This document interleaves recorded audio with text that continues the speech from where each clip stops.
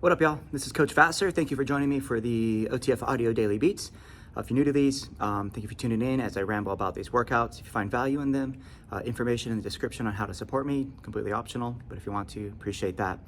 We're gonna do a little bit of a dive into October 8th, this coming Tuesday, and then it will repeat on Sunday, October 20th. We're gonna see strength on the treads, power on the rower, endurance on the weight floor. We're gonna do a little overview of everything, kind of break down the treads, rower, weight floor, and then any discrepancies that we'll see or changes we'll see in the 3G. So for the key concepts on the treads, we are gonna see 3 blocks and 3 hills. You go up, you go down, and then you get to choose. The rower, we're gonna have 3 attempts of a 1-minute all-out row, and can you match or beat distance each time? And then on the floor, we're gonna have 2 rounds of 2 exercises. Then you'll row, you'll do that 3 times. We are using the BOSUs today, so a little bit of stability is gonna be involved to really target the midline. When we look at the treads, block 1, 2, and 3, they're gonna be 7 minutes apiece with about a 75-second walk recovery between them. The goal today is to maintain base speed no matter what. So in block 1, we're gonna start with our highest incline, and then we are gonna decrease by 1% every minute. Power walkers, they're gonna start at a 9% incline. Joggers and runners, they're gonna start at a 6% incline.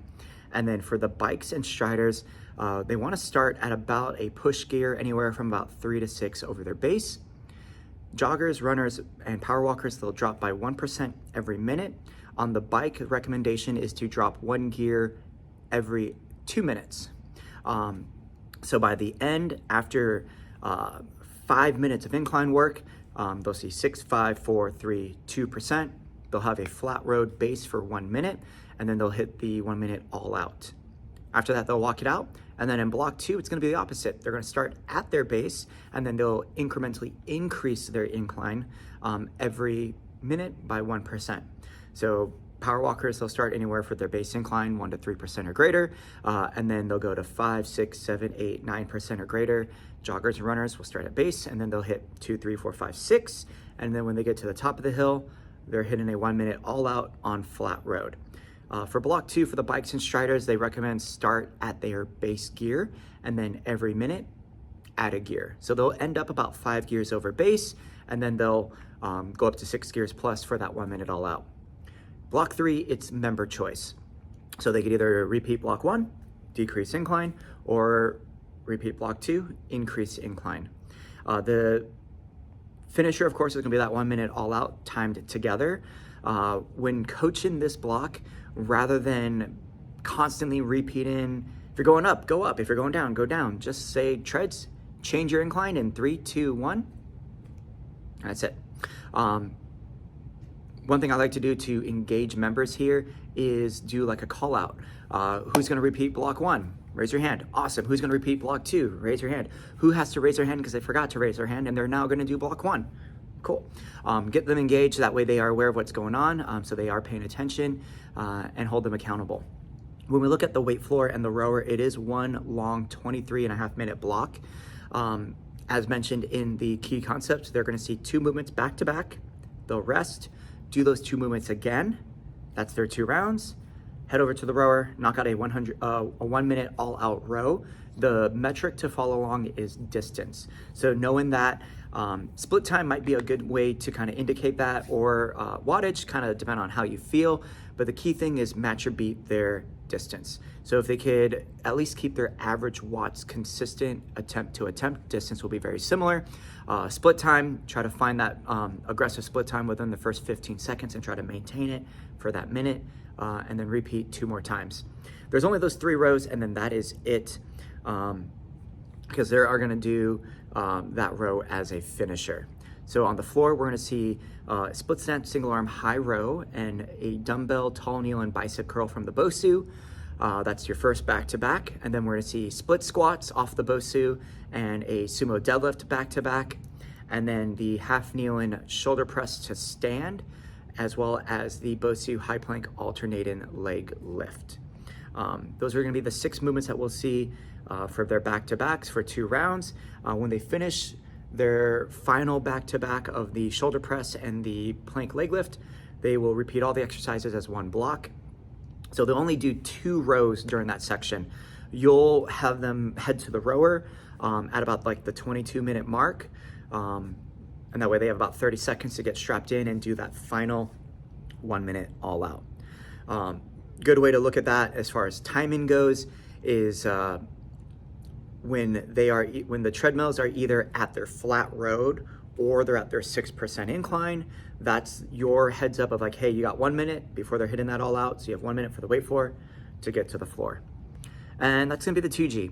When we're looking at the movements themselves, pretty simple. Like I said, split stance, single arm, high row. You could do a low row as an option. And then for that knee and bicep curl, I like to keep that BOSU incorporated. So instead of having both knees on the BOSU, I'll have one knee on the BOSU and my other foot will be out in front, kind of like I'm holding a split stance position, but I rest my knee on the BOSU. You still get a little bit of core engagement, but with that one foot planted on the floor, there will be a little bit more stabilization. Have people do like half the reps with one leg and then swap and do the other half with the other leg.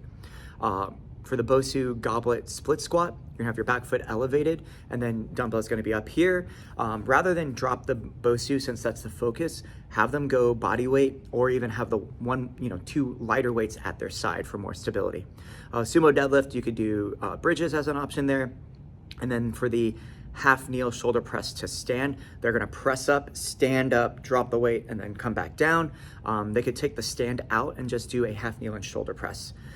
For the high plank alternating leg lift, you could do the just from the body weight, or they could hold a plank from the BOSU. When it looks at the 3G, key difference here is the treads are gonna be really aggressive with the incline, and we are going to see different inclines compared to the 2G. So when we look at the 3G, on block 1, they're going to start at a 7% incline, and then they're going to decrease by 2% every minute for 3 minutes. So they have a 3-minute hill, 7, 5, 3%, and then they hit that 1 minute all out. Power walkers, you're going to see 9, 7, and 5. Block 2, it's the opposite. So they'll go 3, 5, 7, 5, 7, 9 for power walkers, 1 minute all out. And then the third block, just like in the 2G, they could choose either repeat block 1 or repeat block 2. As far as people on the bike and Strider, they'll start at a push gear for block 1, and then every 90 seconds, drop the gear by 1. And then in the final 1 minute, increase that incline and try to get or increase the gear and get that very uncomfortable feeling. For block 2, they'll start at their base gear and then every minute add a gear. So they should go, about 3 gears over base by the end, and then hit that 6 gears over base for that 1 minute all out. With the rower, we're gonna see a row for distance as well as a rep to row sequence. So blocks 1, 2, and 3 are all set up the same way. It's gonna be a 4-minute block. Use the 4-minute countdown. They will start with a 1 minute row with the treads. So from 0 to 1, they're rowing for distance. As soon as that 1 minute mark hits, they're gonna rack their handle, they're gonna hop off the rower, and they're gonna do 6 reps of a squat jump with a shoulder press. So med ball will start here, they'll squat down as they come up and stand up and jump. They'll press that med ball all the way overhead and back down. Me personally, I find this movement really awkward. So if anything, you could do like a squat to calf raise into that press for 6 reps. Most people, between getting off the rower, doing the med ball exercise, and getting back on, will probably take about 30 to 40 seconds. And whatever time is left, we want to have them collect distance. So get them back on there, start rowing until the end of that minute. So 0 to 1, they're just rowing. 1 to 2, they have 6 reps and then row. 2 to 3, they do that again. 6 reps, row. 3 to 4, 6 reps and row. At the end of the 4 minutes, how much distance did they collect? And then their goal is to match or beat that in the next block. For block 2, the format is exactly the same, but instead of the shoulder press, it's just a squat jump, but they do increase their reps. So they're gonna see 8 reps now. So 8 reps of a squat jump in rounds 2, 3, and 4. And then the last block for number 4, same setup, but now it's 10 reps of just a shoulder press with power. So quick and then controlled, quick and then controlled. 1 minute row, 10 reps, row for the remainder of the minute, 10 reps, row for the remainder of the minute, so on and so forth. Ideally here, block 2, match or beat block 1. Block 3, match or beat block 2. We look at the weight floor, we are gonna see just 4 movements here.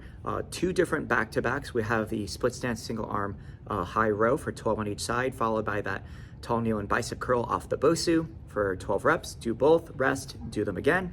And then the second back-to-back is the lower body one with the goblet split squat and off the Bosu and the sumo deadlift for 12 reps. Same thing, do 2 rounds, rest, and then they will do all 4 as one big block. And then the finisher will be a separate movement completely with the Bosu side-to-side push-up for 1 minute. That's gonna be the 3G, nice and simple to wrap up. That's all I got for you. As always, any feedback, let me know. Shoot me a message on GroupMe. You could leave a comment here on this YouTube video as well. Otherwise, that's it. Coach it down, y'all.